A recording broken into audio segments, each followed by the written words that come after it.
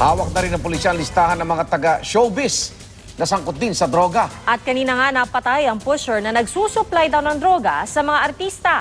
Saksi, si Emil Sumang. Nauwi sa barilan ng simpleng pagsisilbi lang sana ng search warrant sa bahay ni alias Vergela sa San Pedro, Laguna. Bago pa man kasi mahalugog ang bahay para hanapan ng loose firearms at illegal drugs, nagpaputok na raw ang mga nasa loob.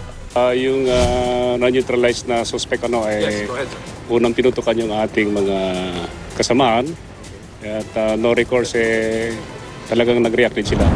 Dead on the spot matapos magtamo ng 3 tama ng bala si Alvin Comerciante alias Vergel na pwede raw ikategorya ng PNP bilang big-time pusher. Kabilang sa mga parokyano niya mga taga-showbiz. Katunayan, dating kasama raw ni Comerciante ang isang kilalang artista na naiugnay na rin sa illegal drug trade. Sa ngayon, hindi natin pwedeng sabihin yung mga detalya kung sino yung mga showbiz. Pero may mga pangalan po kami na pag tayo pinermit ng korte na iulat yon, ay pwede po nating sabihin. Patay din ang isa pa niyang kasama na hindi pa nakikilala. May na-recover ding mga iniinalang shabu, mga short firearm at granada. May 3 ring dinakip sa police operation na ayon sa PNP ay nakikipagtulungan sa investigasyon. Emil Sumangil, ang inyong saksi.